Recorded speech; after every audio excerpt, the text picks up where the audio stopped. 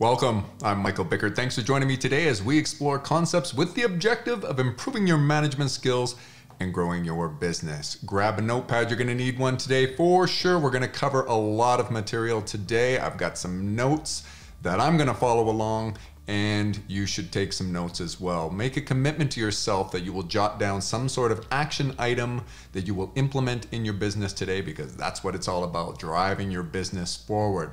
Also, I should mention that we will make some downloadable notes available because there's quite a bit of content here. All you'll have to do is enter a name and email address and we'll send you off for free any of the notes sort of so that you can create a checklist and follow along with that kind of thing. But take some notes for yourself that are relevant and very pertinent to your business specific. I'm going to go through some more general information, and today's topic is the best practices and the pitfalls for onboarding.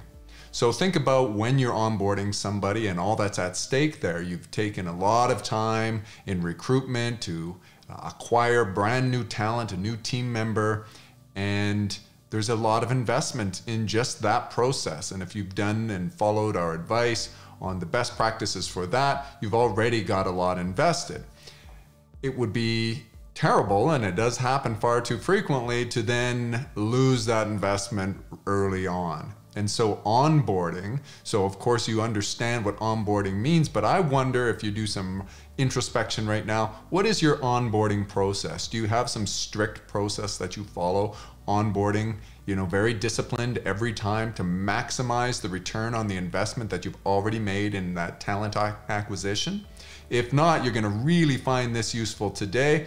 Now I'm going to go through a lot of material, some of which you might think is impractical. I disagree. I do understand that there's a variety of viewers and listeners, and you come from all different industries and types of business. But we have to agree on the concept that the talent is the most important part of your business, the people that work within your business. So when you are investing so much to bring them, to attract them, and to recruit them, the next step is to set them up for success, increase the odds of success, increase the odds that they will work out for you by following some sort of very structured and disciplined onboarding process. So I'm going to go through a bunch of things today, and some of them are going to make sense for your business and others may be impractical, but try to implement as many as possible. Now I'm just going to bring up some notes and we'll get started. All right, and where better to get started than with a checklist? So the first note that I have there is you need to have a well-organized plan and associated checklist for your onboarding process. Leaving this to chance and trying to go by memory and trying to wing it, shoot from the hip, is a surefire way to fail in your onboarding practices. It's certainly not a best practice. Next on my list and on your list should be advanced preparation email. So once you've hired somebody, what you want to have happen, and ideally this would be automated, but it doesn't have to be, is you would have some email templates that you've prepared in advance, and automatically once you pull the trigger on hiring some new talent, email blast goes out to a variety of people to make sure that they prepare in advance for the new hire. So the new team member, him or herself, of course, should get an email that maybe tells them, here's what you should bring on your first day. Here's some of the documents we're gonna ask you for a copy of, maybe your driver's license, this kind of thing. Also the supervisor and HR. Are there other people in the organization who would benefit from such an email? If you think back, have you realized, oh boy, I remember hiring the person one time, and somebody later said, I didn't even know you hired somebody. And so when they came in the morning, blah, blah, blah. Make sure that the stakeholders in your organization who need to know and who can do some preparation to ensure a better chance for success of your person can do that in advance, not the least of which is the new team member himself. So make sure that there's an email going out to that person and saying, here are some of the things you're going to want to get. Maybe it has to do with something in your dress code. Give some thought to what might go in an email like that. The next thing on the list is on the first day, you want to ensure that you have a friendly and enthusiastic welcome weighting orientation personnel, which of course that bullet would suggest that I would highly recommend that if you aren't able to do this yourself, and many of you are not able to do this yourself because you are very busy on that day. Well, on that note, I would just say to you that you should plan that person's first day where you can kind of clear your slate. If the person deals directly with you, if that person reports directly to you, I would clear your schedule and try to dedicate that first day to the person or a large part of that day. So put in your plan, organize that you might be the orientation personnel. But if not, then delegate this to someone else. Ensure that there is someone who knows that there is somebody starting on this day, and it is incumbent upon them, that you are expecting them to make sure that they are ready and waiting for the person to come in. So whatever time they're going to start in the morning, that person is there in advance. Now, people are often eager on their first day, and maybe they show up a little bit earlier than normal. So have that person who is going to be the orientation personnel realize that, or maybe they can coordinate with people in advance, with the person in advance, and say, hey, I will be waiting for you. I'll meet you at this particular place in the facility where we're working together, and we're going to go through things together. So that kind of introduction can be done in advance, but you want a very friendly welcome. You want the very first impression that they have to be, wow, these guys are great. They were prepared, they were ready for me, and they're so nice. The next thing on the list is, continuing on that, is what your goal here, your objective of that orientation personnel waiting is to provide some reassurances and to let them know, hey, you made a good decision. Joining this organization is a wise move, and you just want to put them at ease. They're already nervous, and that's one of the reasons that people, maybe don't work out. They're not at their best on their first day, and it's incumbent upon you to do everything in your power to ensure their success. So that orientation personnel is going to reassure them and put them at ease. The other thing, and this one I think a lot of you might think, oh, is that overkill? I would say not. This is a welcome package. Put together a welcome package. Have some fun with this. This can differentiate you from the other competitors that you have that are competing for that talent. So this person made a decision to dedicate themselves to you. Their new career is working for you. A little welcome package. You don't have to go crazy. Set a budget and put one together. And here are some suggestions of what would go in there. The first thing that would accompany it is a personalized welcome letter from the supervisor. Now that may be you as the manager, as the business owner, or it could be, depending on the size of your organization, someone else, another manager. It could even be the person who is the orientation personnel. Remember, that might be you, it might be the manager, the direct supervisor, but there's a letter. Put that together. You can form a template and consider what you want to have go in there. You can reach out to us. We can put that together for you as well. But make sure it's personalized. Make sure it doesn't come across as a form letter. There's nothing wrong with using a template that you would use each and every time you hired somebody, but it should be personalized, have some details in there to make that person, once again, feel that they're very welcome. Another thing that you would consider in your welcome package is company swag. I don't know if you have anything like this, but certainly if you do, put some aside and just some stuff that would go in a basket. And I'm talking about this welcome package could be, think about it, an actual pack, a basket. We've all received gift baskets, and one of those wicker baskets, sometimes they're in little aluminum or metal containers. And so some company swag. What do you have that has company branded material on it? Some of you will have pens, others maybe have coffee mugs, things like that. This can be part of the budget and can go in there. You want these people to start taking ownership of your company, and so that's what swag is. You don't reserve your swag only for your customers. Make sure you include some for your team members. Another thing that would go in a welcome package like that is some kind of comestible treat. Comfort food. Every gift basket, every welcome basket should have something, some kind of sweet treat. Now, There's no guarantee that the person that you're going to know exactly what they eat. Some people really avoid sugar. Maybe I wouldn't recommend you have something health food necessarily in there, but consider something in there that is edible, and a sweet treat is a really good idea. And even if they don't consume it themselves, they may pass it along to a family member later or something like that. Another good idea is company perks, freebies, coupons. So do you have something in your organization that you can give this person for free?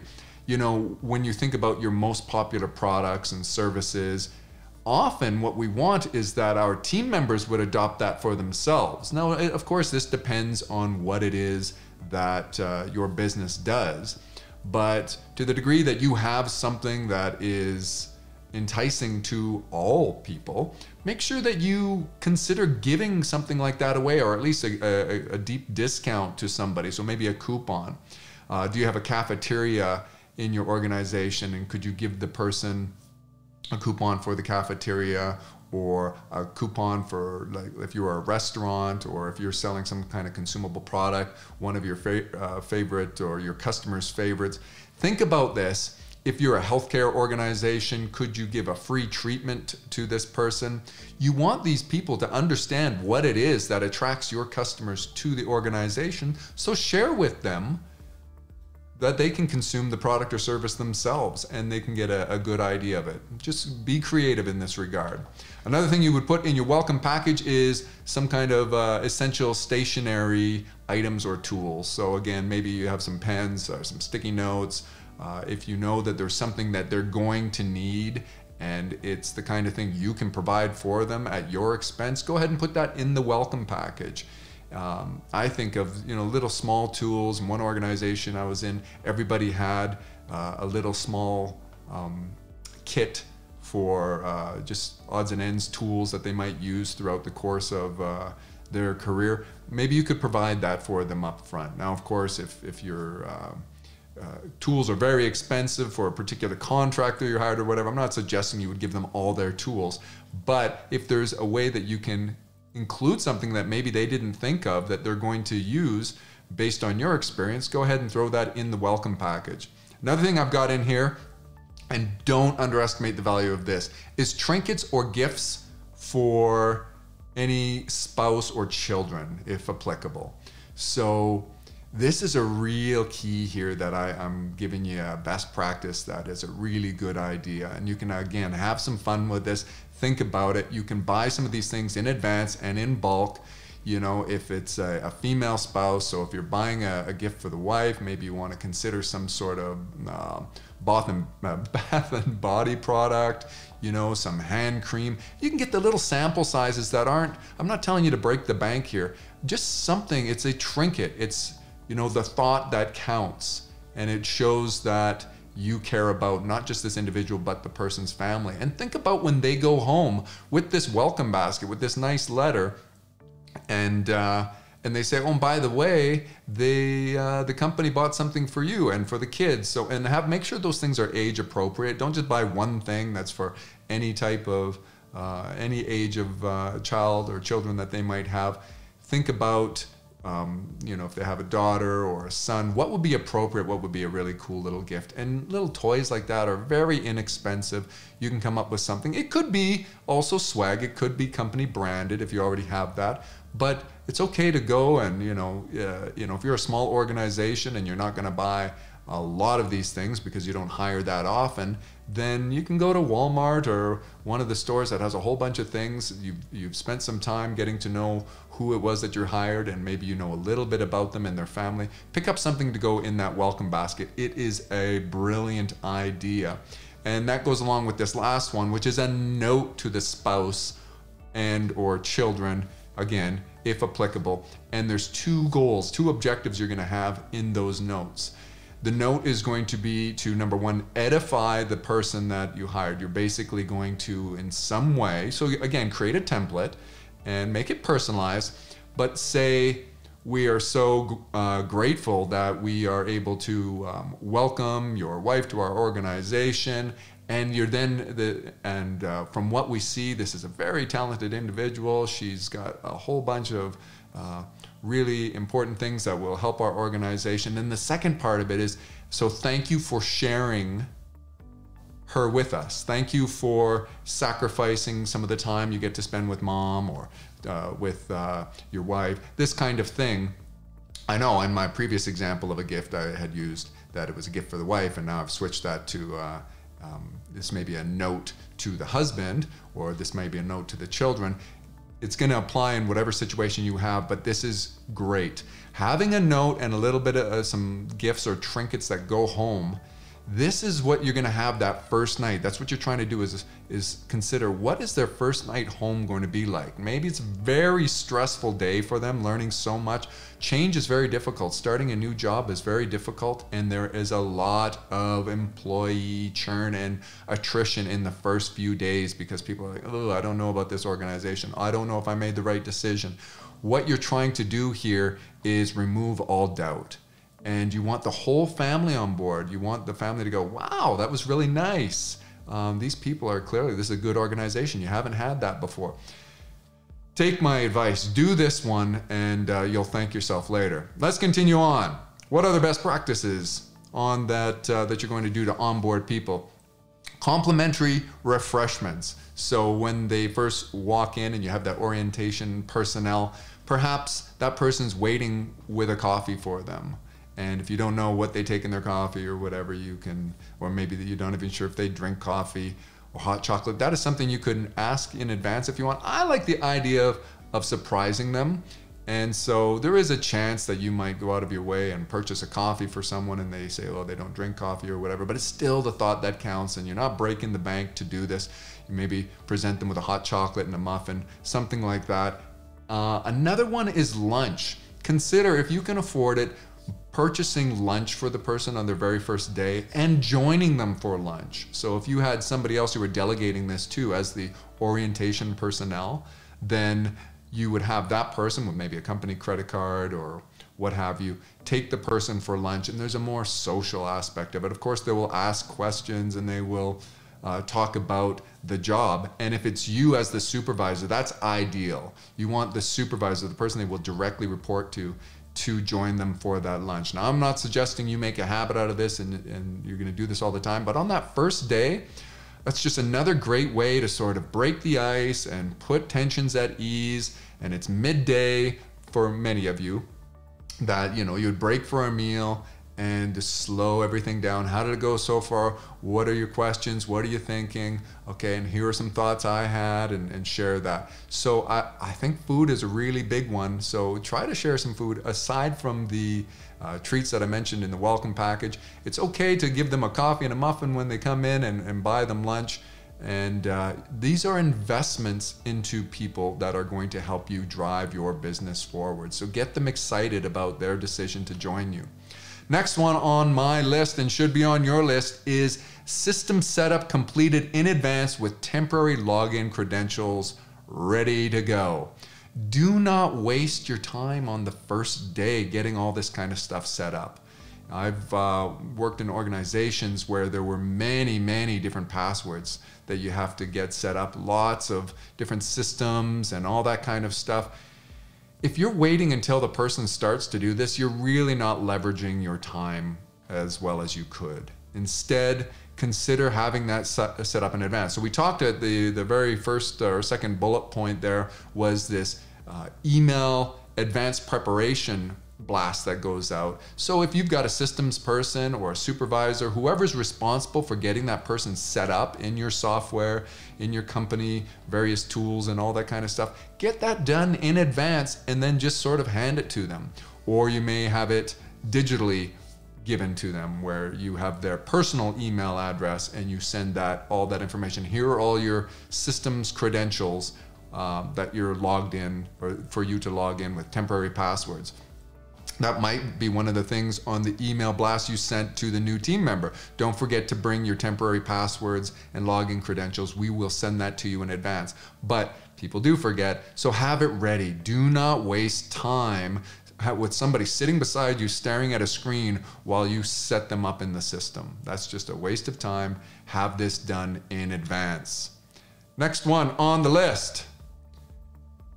Explanation of the 4 obligations. Now this one's going to be really easy for you. The 4 obligations of management. I've done the video on it, so just go ahead and have them watch the video. Say, this is what we believe in. This is our culture. These are the 4 obligations I have to you. I want you to understand these so that at any time, if you feel that I'm failing to meet my obligations to you, that you can bring that up to me. And I'm not going to elaborate in this video because it's already going to be long enough on those 4 obligations. If you don't know what I'm referring to, you have 4 obligations as a manager. There are obligations you have to yourself, to your business, to your stakeholders, and to your people. And you need to make sure that your people know about this. They understand that. The easiest way to do it is just get them to watch my video. All right, the next one on here is the employee handbook and access to the company human resource management tool or software if you employ such a tool, if you use that kind of software. And I recommend that you do.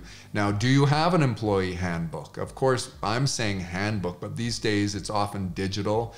You have this stored in the cloud somewhere, and make sure that you're going through that with the person. If you don't have this already in place, then you know you've got some homework. There's something you can jot down for your homework today, is to start to put this together. And you don't have to have it as comprehensive as you can possibly think of from the get-go. But having nothing is a mistake. So an employee handbook, we could do a whole separate video on what types of things go in that. And many of the things that we've talked about on the onboarding, or we're going to continue to talk about, might be in there, such as your policies, your resources, a little bit about the company, these kind of things. What, how does paid leave and unpaid leave work? What are the statutory holidays? What kinds of things can they expect? And all these kind of things are in your employee handbook.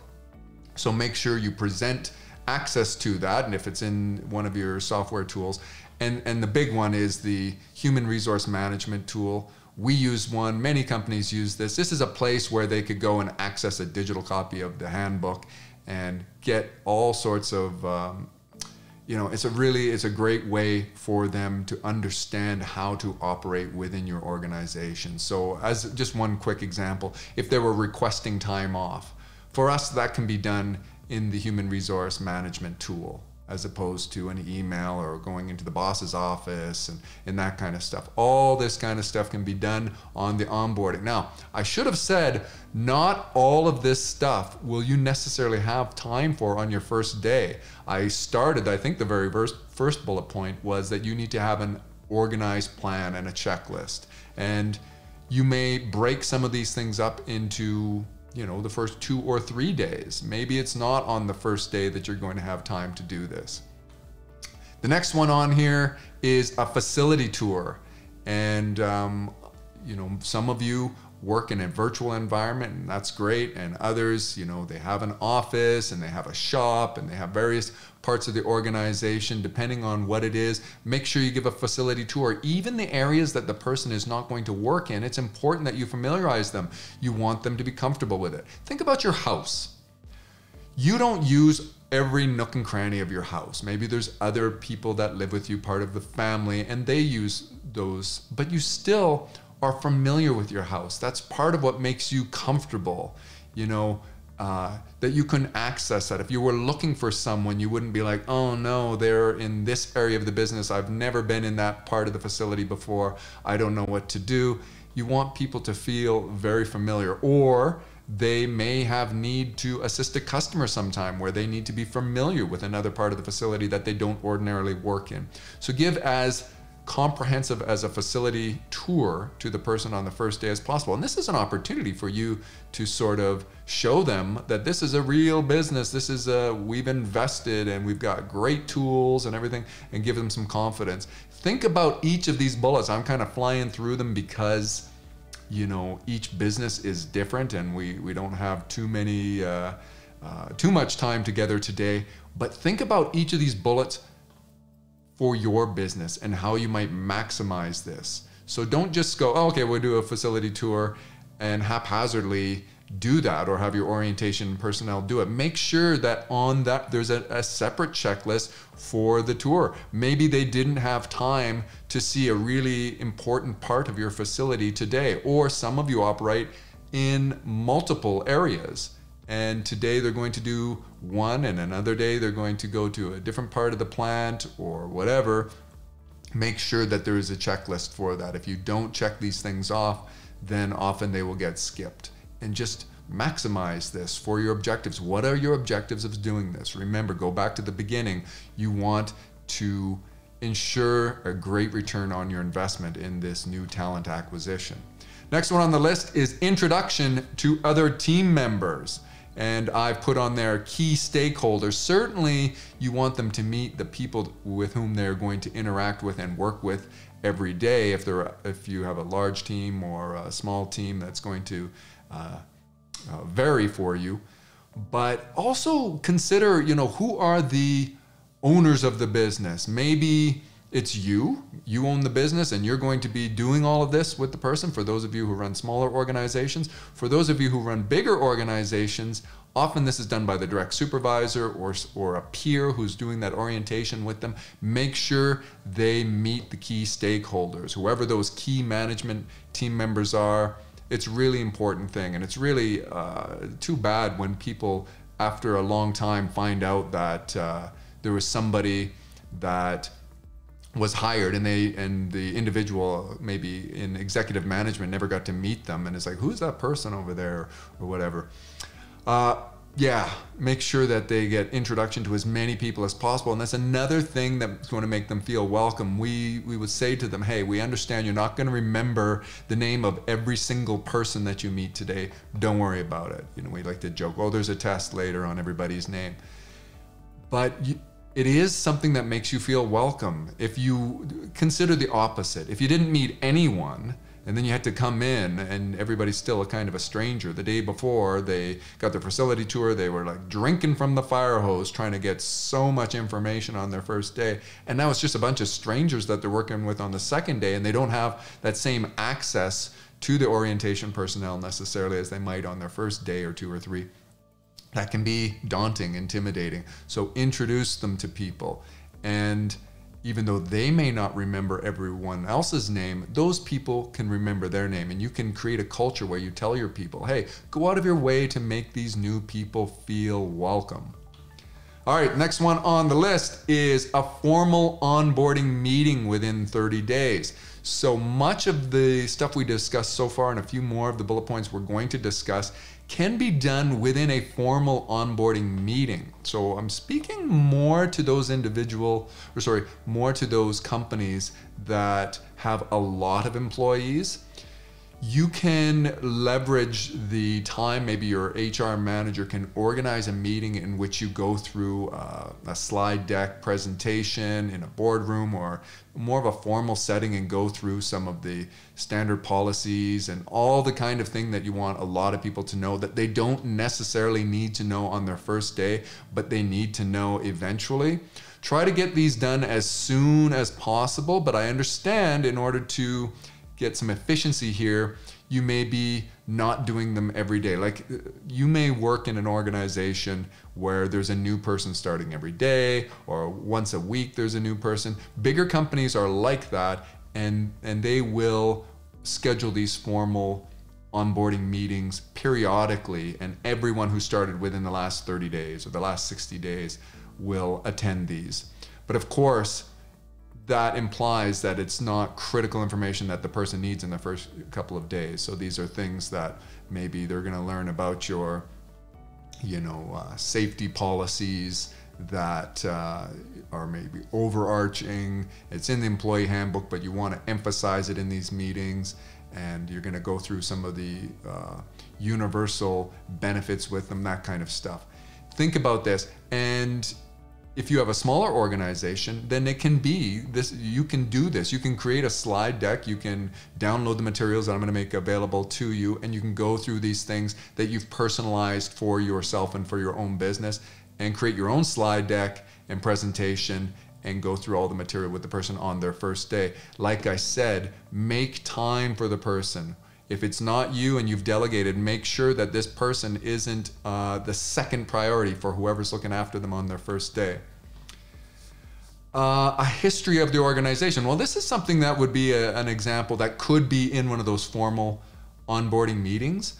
But whatever you do, make sure you take the time to give a little bit of a history lesson to the person on the organization. Like, hey, we've been around since 1995, and it was originally owned by this individual, and then he sold it to the other individual, or we are a publicly owned company or a privately traded company, or privately owned company rather, publicly traded company. Give some information to the people, a little bit about the history. And this is an opportunity to highlight and get them excited about the organization they've decided to invest their career with. And let them know, here's why we're in this business. This is what we believe in. A little bit of a history lesson. It's a good idea. Next one on the list is your organization's core values and description of desired culture. Now, if you're ready to tune out when you hear me say that, I will tell you, I kind of understand that. I really only became involved in making sure that we had good definitions of the culture we were trying to achieve and our core values by listening to what the experts had to say. The experts said, well, you should do this for every organization. I kind of thought, oh yeah, that's just one of those things that people say. But I decided, well, hey, I'll take the experts' advice, I'll go through the motions, and then I realized, wow, there are great benefits to that. Your core values should be those things which define your organization, and they guide you. They're like a map for management. Remember, you as the entrepreneur, as the manager, as the business owner, get to really decide what core values are important to you, and you want those to spread through your organization. Those things should guide your decisions. Like, for example, if honesty is one of your core values, then when you're making a decision regarding a customer that calls into question, where you may have to relay some information to the customer that's a little embarrassing for your organization, you say, our core value is honesty, so we're going to go ahead and it's going to guide your decision on how that communication should go. All of these things, your core values, come back to guiding your management decisions, and you explain that to your people, and you say to them, if ever you notice that we are being incongruent with those core values that we told you about today, please point it out to us. We want to take the time. It's not about tattletaling on somebody in the organization who's not upholding the customer values. We want this culture to form. And the more that people will adhere to your values, the more that you get that culture. So culture is born of adherence to specific values. And the more that people deviate from those values, there are some kind of values that they're following, and that'll be your culture. So if you're not happy with the culture that you have in your organization, you're probably not spending much time communicating core values. So there could be a whole separate video on that as well. Organizational hierarchy chart. That could be something that's in the employee handbook, in the human resource management software tool, but it's really handy for people to be able to look at it. And maybe it doesn't have all the names because there's employee turnover and maybe you don't have an opportunity to update it. If you're doing this in a database, you would have it dynamic and live and up to the minute accurate, but it could show, here's how our company is laid out. There's the president, there's the CFO and the chief operating officer, and we have these people in this division over here, and they can kind of see how it's all laid out. Sometimes people don't realize how expansive an organization is. This is also a great way for them to understand the pecking order, so to speak, and the chain of command, who their boss reports to, who else reports to you, these types of things. So organizational hierarchy chart is a really good idea to present to them.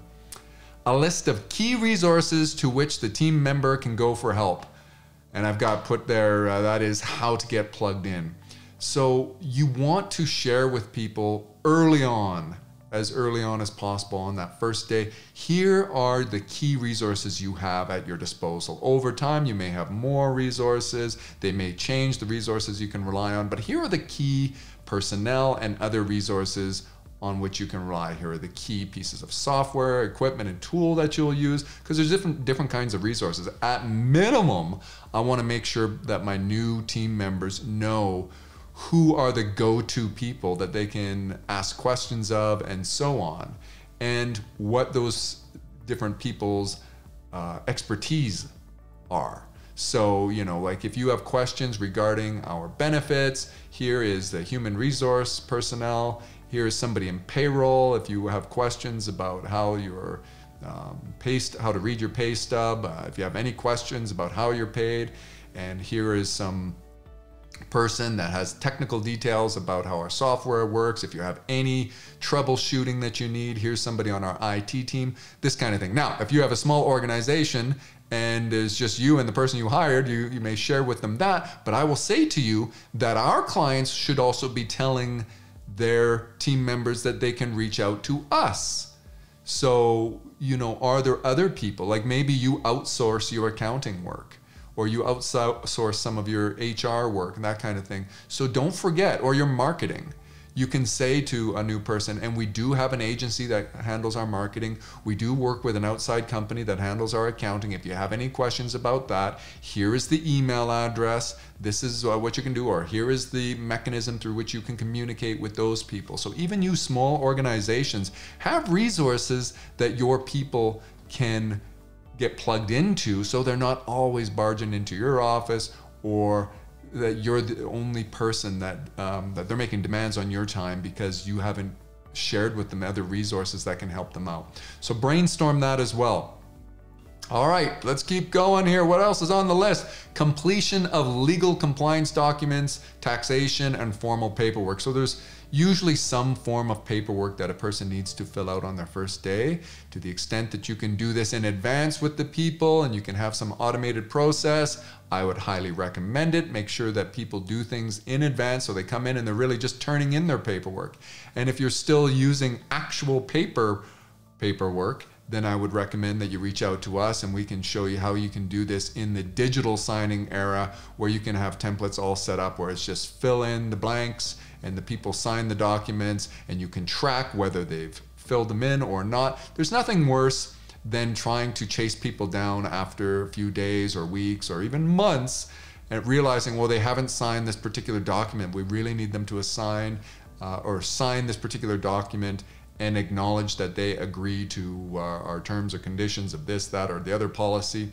So do some of this stuff in advance. Use the modern tools that are available to you. Reach out to us if you're interested in getting some of that stuff done, but try to get this stuff out of the way and make sure that you're tracking whether it's been done or not. What else here? Defined objectives and milestones. Be sure that you share with people. So you're going to share their role description with them, and you're going to say, here are the objectives of your job. Here's how you will be able to know whether you're successful or not. You should have this stuff documented and share that with them. There's nothing worse for an individual than going into a new position with so much, you know, it feels arbitrary. They're not certain, okay, well, how do I know if I'm doing a good job or not? You're going to share with them the methodology. You're going to tell them, here are the objectives of our organization, of your department, of your individual job. This is how you will know if you're doing a good job or not. And here are some milestones that we'd really like to track, and here's where we'd like you to be at that time. Give some thought to this, and there's some overlap in another point that I'm going to make here. Explanation of team member development strategies, including training plan and schedule, performance analytics, growth opportunities, organizational improvement initiatives, feedback mechanism, and concern resolution resources. So that's a mouthful. Let's go through these individually. So team member development strategies. What is it that you employ as a strategy in your organization to ensure that people develop and they grow and they learn? Share that with them and say to them, this is the strategy that we use. This is the technique that we use.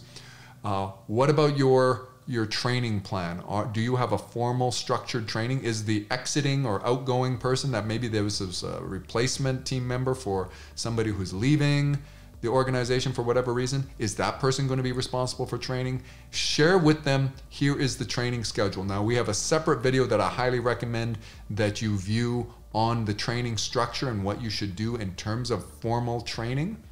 And but you're going to share that as part of the onboarding process with them. You're going to get them to see an overview and a glimpse of here's what to expect for training, along with the schedule. Performance analytics, or we like to call them report cards. Let them know, hey, we have a report card for every individual, for each department, for our organization, and here's how we're gonna track your performance. Make sure that they understand that relevance and accuracy of data is very important to you. If you don't know how to create a report card, we've got lots of material. Check out our videos on that and reach out to us if you want us to do it for you, but make sure that you have that for your individuals.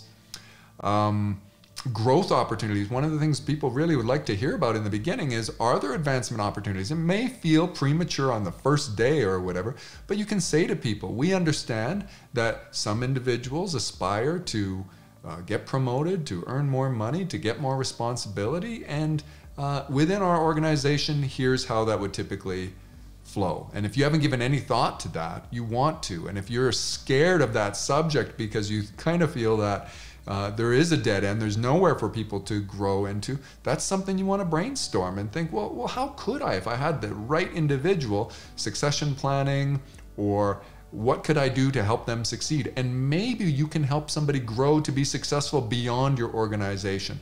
There's a lot of fulfillment that you can get out of doing that. So even if they can't grow within your organization, specifically advance, well, there's almost always a way you can do that, but don't be afraid of helping them and letting them know, hey, I will help you succeed in life. I would love to mentor you and help you grow, and there's opportunities for doing that within our organization.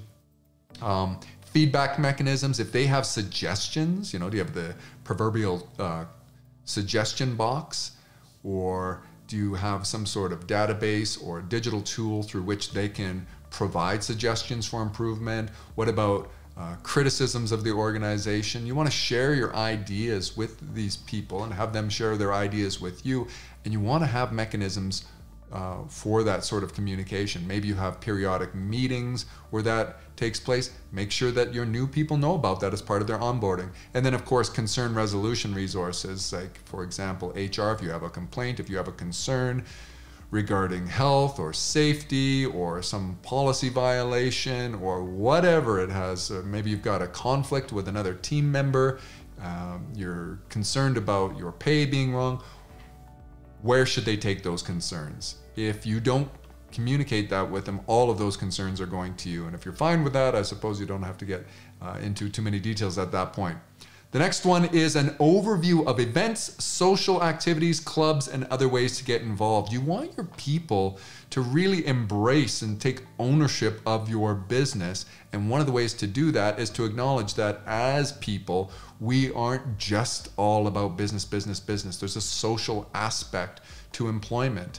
And even if you operate in a completely virtual environment, try to brainstorm ways that your people can get involved.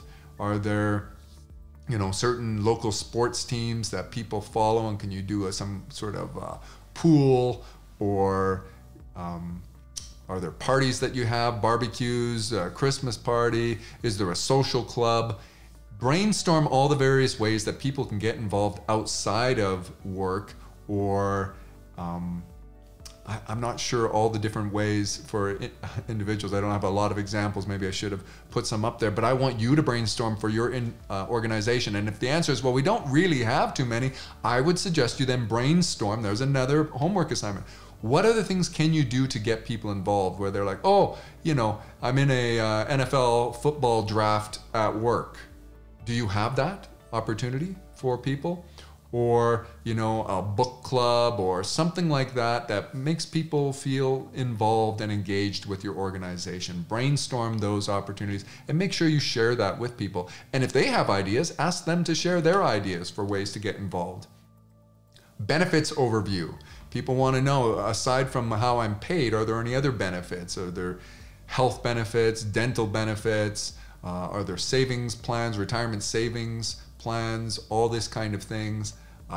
Paid leave, time off, do I get any flex days, that kind of stuff. What benefits do you have? Also, are there certain perks that organizations have, and maybe it's based on performance that they can get access to this? Review this kind of stuff at the beginning and let people know, hey, we have a company banquet once a year, or an awards banquet, and you can win awards and recognition, and there's a meal and da-da-da-da-da. Make sure that you take the time to explain this in those first few days. It's a part of what they've signed up for. It's part of what attracts them to your organization. So make sure you go through it. The last one on this list that I have is assigning homework, an autonomous means of getting up to speed. So there is so much. I mentioned it's like drinking from a fire hose, trying to get all that information on your first day or your first few days. There's just so much. So create a plan and a strategy and resources and tools that people can rely upon to autonomously, without you present, get caught up to speed on some of this stuff. Now, I mentioned my 4 obligations video. That's just one example. You can share several of my videos with your new people and say, well, here's some of the stuff we believe in. Create your own playlist and say, here, watch these videos. Are there other training videos that you've created for your own organization? Are there some other resources out there? Here are some books about our industry that I highly recommend. This kind of thing. Create a list for people and say to them, maybe you mandate, maybe you expect that they do go through some of this material within a particular time frame, and you give them a deadline to read a particular manual or product information that they need to know about. And other stuff, maybe you just say, hey, this is optional, but it would really benefit you if you knew about this. Here are some best practices of greeting customers and everything. Here are some great resources for that. The point here is you don't want that all of the learning they do also requires your time. That's not efficient or effective. So make sure that you leverage some efficiencies by having other tools that they can learn at their own pace, they can do in their own time when they're not busy at work or even at home. That's a great tip. Now, lastly here, I've got some pitfalls to avoid. Don't worry, I don't have nearly as many pitfalls as I have of best practices. So let's go through some of the things you definitely want to make sure you don't do. The first one is to leave them floundering in the beginning. There's nothing worse than a person starts a new job and on that first day, there's nobody there to help them. And you're really busy. You didn't realize that this particular thing was going to come up. You got an emergency meeting, or there was a customer problem, something with the operations, and you have to abandon them and go and look after that. Don't do that. Do not allow for that to happen. If you say, well, that's unavoidable, well, we don't have to manage by the exception. We need to manage by the rule. But I have seen where this happens a lot, where you don't have a plan whatsoever, and the person on their first day, you get busy, you get email, you got other team members, other stakeholders coming up to you and demanding your time. You need to clear your schedule, or whoever you delegate this to has to clear his or her schedule to make time for this person. Do not abandon them and leave them alone on the first day, or if you do, don't be surprised if it doesn't work out. The next pitfall is being unprepared. So we talked about that email blast in the beginning to let other people know. You know, having a person come in and spend their whole day getting up, logged into systems and everything, what a waste of time. Prepare in advance. Make sure that you've taken the advice in this video, gone through it, created your own checklist so that you're not winging this. Do not shoot from the hip. Baptism by fire. I highly advise avoiding this. Now, I've used this term a lot because I have been guilty of having people start and right away they are in the thick of it. You know, they've got customer demands. It's very, very, very busy. So in order to avoid this, maybe start them at a time of the month, a time of the week, a time of the day that it's less busy. Depending on your organization, don't get them to come in and right away you expect them to be up to speed, ready to go. That is unrealistic. Even if you've hired somebody with a lot of experience, somebody with great talent, do not hammer them with all the stuff in the first day that they're going to have to do, and make sure that they understand you're not expecting that. If that is necessary for your organization, that's a symptom that you are unprepared and you're doing this stuff at the last minute. So get prepared, and you will improve your chances of having people successful. All right, next one here to avoid is spousal challenged, or I've heard it said spousally challenged. I don't think spousally is a adverb or a word, but the point is what you have to understand is that people have other stakeholders in their personal lives, and those people that will support them through the challenging times that they're going to undoubtedly face, when maybe you need them to come in late, stay late, work on a day off, or whatever those types of things and those challenges are, and you need your people to take them on. You have to realize in advance there are other people who are going to be affected by that. And the degree to which you have laid the foundation for those other people to be very supportive and understanding because they recognize your organization as a great organization, a great opportunity for this person, then you will succeed when it's necessary. You won't have them spousal challenged. So the spousal challenged is where a person is like, they have to say, I'm sorry, I've got to work late, or I've got to put in this extra time, whatever it happens to be. And the spouse is like, well, this is not fair. I don't like this organization. You should look for something else. Whatever the case may be, it's a real thing. The reason the term exists is because it's real. When the family is not supportive of a person in the organization, there are things you can do to mitigate against that. But when the family is not supportive, you are setting yourself up for failure. You know, people are going to go with their family, and they're going to side with their family's opinion a great deal of the time. And then the last one is the failure for you to meet your obligations. You have 4 obligations as a manager, 4 obligations as a business owner and an entrepreneur to your people. Watch that video. Anytime you fail to meet those obligations, you are not following the best practices for onboarding people, and you are setting yourself up for failure. That is everything on the list, and I'm sure that I missed several things. So the whole key here is brainstorming. I just went from experience and put together some notes of things that I've always recommended and that I've had on checklists for my organization and for organizations that I've managed. But even this morning as I was preparing for this, I started having ideas popping in my mind that I was leaving out. So on each of these can be an opportunity. Each of these bullets can be an opportunity for you to brainstorm for your organization and what can you do. This is by no means comprehensive. There are more things that you can add to this list to ensure success, and they can be very business and industry specific. So think for your business, what are you doing to ensure the best practices for onboarding exists so that you have the best chance for success of your individuals, of that newly acquired talent, and document it. Make it part of your plan, part of your schedule. You want to schedule the stuff as well. Don't forget, we have a whole separate video on training, which is a real big part of the onboarding process and ensuring the success of your people. So watch that video separately. We also have a video in which we reference our best videos for human resource success, sort of from the moment that you hire a person through to the end. And this is, instead of going through a list like we just did, this will be a reference to other videos in which we elaborate on each individual point so that you can get the most information and ensure success for your people. I hope you got a lot out of this, and I hope that you bore with me till the end and that you will implement several of these, if not all of the stuff on this list.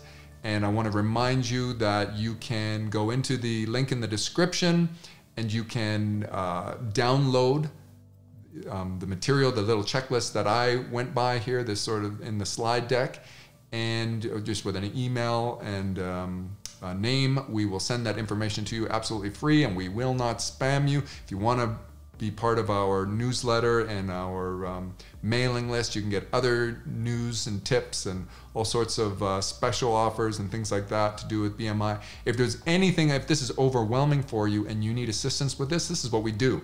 Our HR department can really assist you with all of this stuff. If there's just one or two or a few things on the list, maybe you want some templates put together for you for some of this idea, maybe you want some of the automations put in place. We have personnel for each of these things to make this go far smoother so that you can focus on what you do best.